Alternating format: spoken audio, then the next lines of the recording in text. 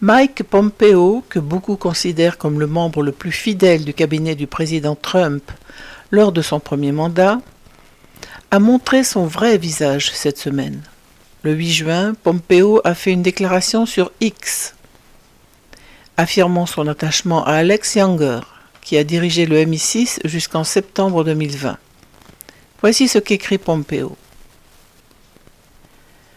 Younger s'est rendu à Langley pour me voir le jour où j'ai été confirmé dans mes fonctions.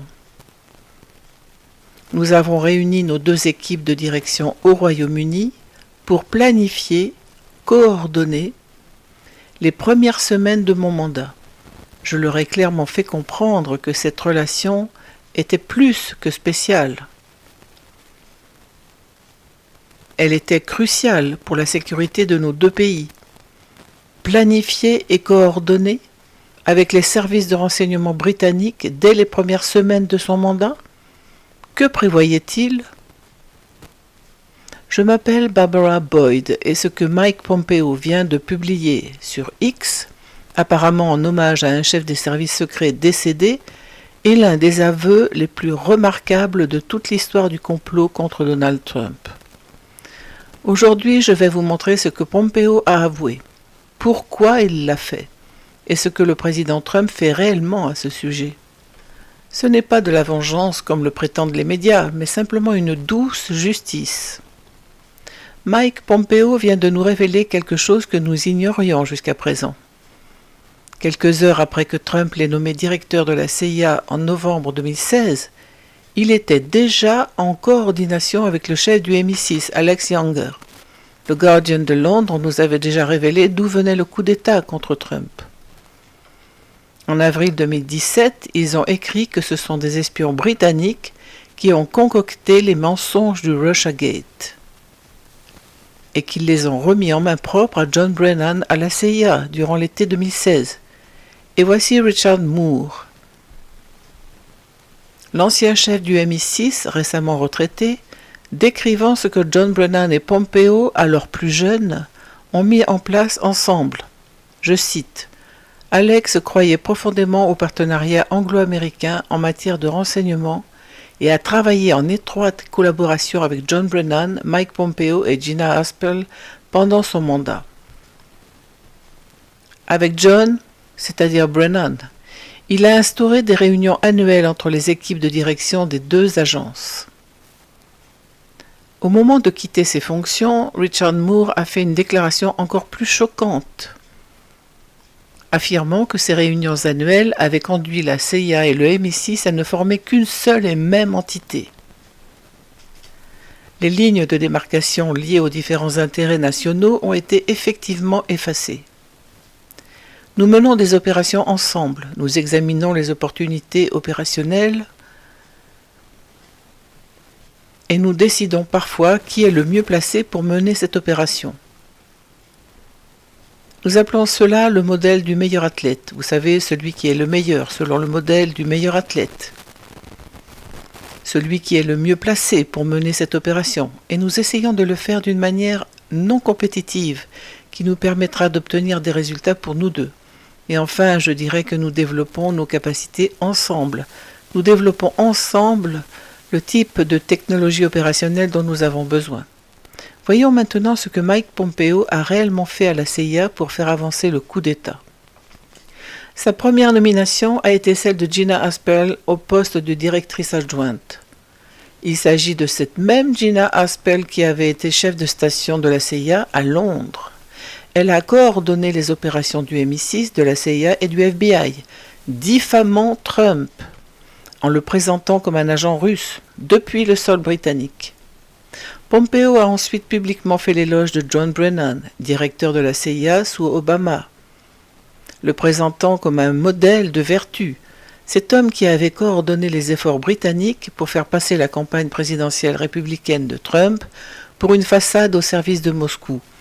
Et Pompeo n'a jamais cessé de défendre l'évaluation des services de renseignement d'Obama, selon laquelle la Russie serait intervenue dans l'élection de 2016 en faveur de Donald Trump. C'est cette évaluation que Tulsi Gabbard vient de prouver comme étant frauduleuse et, oui, traîtresse. Les documents clés découverts par Gabbard avaient été conservés à la CIA par Gina Haspel et leur déclassification avait été bloquée jusqu'à ce que Tulsi Gabbard les remette au jour. Et ce n'est que le 6 janvier 2021 que Pompeo a enfin révélé ses véritables motivations. Dans les jours qui ont suivi cette émeute orchestrée, Mike Pompeo et le secrétaire au Trésor Mnuchin ont envisagé de recourir au 25e amendement pour destituer le président. C'était l'objectif des Britanniques depuis le tout début. Mais il y a une question que personne ne pose à ce sujet. Pourquoi ? Pourquoi un membre du Congrès du Kansas, un ancien flic, se retrouve-t-il en tant qu'agent infiltré des services secrets britanniques contre un président américain ? Alors, je sais très bien que ce que je dis ici diffère de tout ce que vous avez entendu sur le Russiagate. Mais je vous explique le pourquoi de tout ce qui s'est passé. Je vais vous donner encore plus de détails maintenant. Mais vous pouvez avoir une vue d'ensemble en vous abonnant à notre newsletter gratuite sur prometheanaction.com. Le lien se trouve dans la description. Voici ce que le GCHQ a réellement entendu lorsqu'il a surveillé Trump et ses associés. L'héritage des ouvriers sidérurgistes de Pennsylvanie perdure dans les ponts, les voies ferrées et les gratte-ciels qui composent notre magnifique paysage américain. Mais la loyauté de nos travailleurs a été récompensée, vous le savez mieux que quiconque, par une trahison totale. Nos politiciens ont mené avec acharnement une politique de mondialisation, délocalisant nos emplois, notre richesse et nos usines au Mexique et à l'étranger. La mondialisation a rendu très très riches les élites financières qui font des dons aux politiciens. J'étais l'un d'entre eux. Je déteste le dire, mais j'en faisais partie. Mais cela a laissé des millions de nos travailleurs dans la pauvreté et un cœur brisé. Puis, à Louisville, en mars 2017, Trump l'a clairement énoncé. Nous ne pouvons pas laisser cela se produire. En expliquant son système américain, Clay a fait valoir que le seul objectif des droits de douane était de taxer les produits, et surtout de taxer les produits de l'industrie étrangère, dans le but de promouvoir l'industrie américaine. Depuis trop longtemps, notre gouvernement a abandonné le système américain, depuis l'adoption de l'ALENA en 1994. Le système américain, Hamilton, Lincoln, Henry Clay, voilà ce que les Britanniques ont entendu ressortir des discussions de Trump avec ses collaborateurs. Et c'est ce qui a mis toute l'opération en marche. Et c'est aussi ce qui a fait de Mike Pompeo l'homme de l'intérieur idéal. Pompeo est arrivé à la CIA après avoir reçu plus d'argent des frères Koch que n'importe quel autre membre du Congrès. Maintenant, ce que vous ignorez probablement, c'est que Charles Koch est un membre de longue date de la Mount Pelerin Society. Il s'agit d'une secte économique londonienne dont le but central est d'empêcher le système économique américain de réapparaître un jour sur cette terre. Koch, Pompeo, les services secrets britanniques ne partageaient pas seulement des ennemis politiques, ils partageaient une religion économique. Le libre-échange, la main-d'œuvre au bon marché, le mondialisme, et Donald Trump prêchait l'hérésie. Il promettait de faire revivre le système américain, de sauver les États-Unis et de vaincre leur système. Il pensait avoir réglé le problème en assassinant William McKinley. Alors, je sais bien que beaucoup d'entre vous vont me demander que pouvons-nous faire pour menotter immédiatement les Britanniques et Pompeo pour avoir agi ainsi. Ce serait formidable si nous pouvions le faire. Mais il est fort probable que nous ne le puissions pas. C'est là toute la beauté d'une bande d'avocats qui planifie et mène un coup d'État sur le sol étranger. À côté des tribunaux britanniques, Nos tribunaux corrompus font figure d'amateurs. Et le président Trump dispose d'autres options, qui sont en réalité bien plus puissantes que les tribunaux. En ce moment même, il avance à toute vapeur et met en œuvre le système économique même qui a poussé les Britanniques à s'en prendre à lui au départ. Brian Lance, dans son Substack consacré à l'économie physique, a publié cette semaine, expose exactement ce que fait Trump, et le parallèle historique est indéniable. Le budget de la défense pour l'exercice 2027, d'un montant de 1 500 000 milliards de dollars, est utilisé exactement de la même manière que Franklin Delano Roosevelt a utilisé la demande en matière de défense pendant la Seconde Guerre mondiale comme levier de politique industrielle pour reconstruire toute une civilisation manufacturière. L'usine est le produit, pas seulement les armes qui en sortent. Le secrétaire à la guerre Pete Hegseth a présenté les chiffres au Congrès le mois dernier. Le département de la guerre a stimulé plus de 250 accords d'investissement privés dans 39 États, impliquant 150 entreprises et 50 000 milliards de dollars de capitaux privés, non pas d'argent public, mais d'argent privé.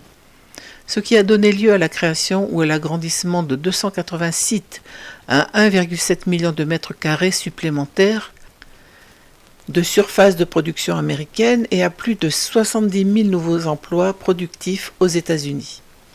Rien qu'en mai, 7 000 emplois dans le secteur manufacturier ont été créés. Et ce n'est qu'un début. L'administration mène ce que Lance appelle une convergence civilo-militaire, abattant le mur entre la technologie commerciale et la production de défense.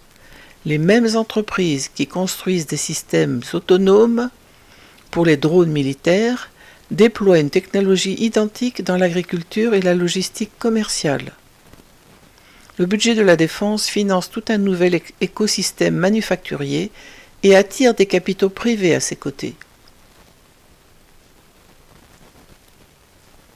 Ce n'est qu'un exemple parmi d'autres de la renaissance du système américain voulu par Donald Trump.